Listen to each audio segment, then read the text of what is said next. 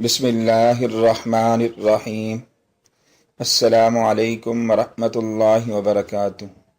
On line teacher کی جانب سے خوش آمدید۔ ایک عورت کی توبہ۔ ایک مرتبہ نبی علیہ السلام کے دور میں ایک عورت کبیرہ گناہ کا ارتکاب کر بیٹھی۔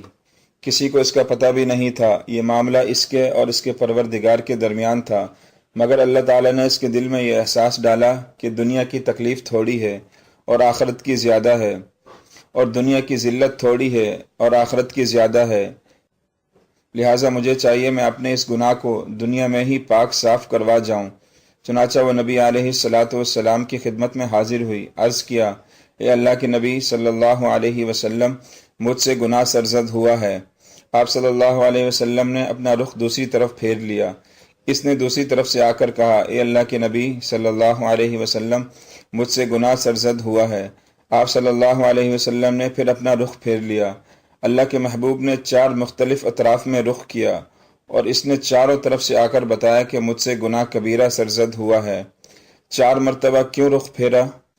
اس لیے کہ نبی علیہ السلام اس سے 4 مرتبہ گواہی لینا چاہتے تھے، کیونکہ اس وقت تک حد جاری نہیں ہو سکتی جب تک گواہی نہ ہو۔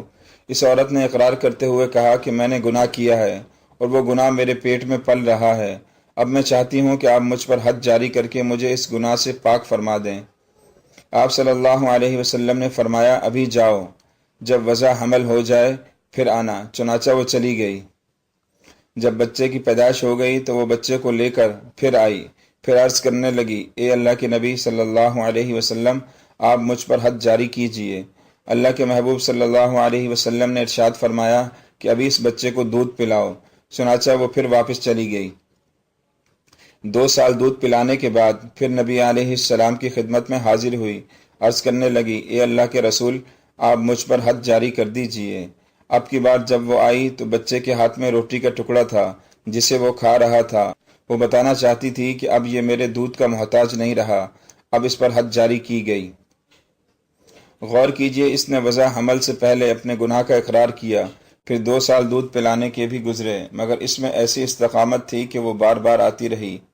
اللہ تعالیٰ نے اس کے دل میں یہ بات ڈال دی تھی کہ دنیا میں ہی اس بوجھ سے پاک ہو جاؤ۔ چنانچہ اس کو سنگسار کر دیا گیا۔ سنگسار کرتے ہوئے حضرت عمر نے اس کے بارے میں کوئی سخت بات کہہ دی۔ نبی علیہ السلام نے ارشاد فرمایا، عمر، اس نے ایسی سچی توبہ کی ہے کہ اس کی توبہ کے اجر و ثواب کو شہر والوں میں تقسیم کر دیا جائے تو شہر کے سب گنہگاروں کی مغفرت ہو جائے۔ سبحان اللہ۔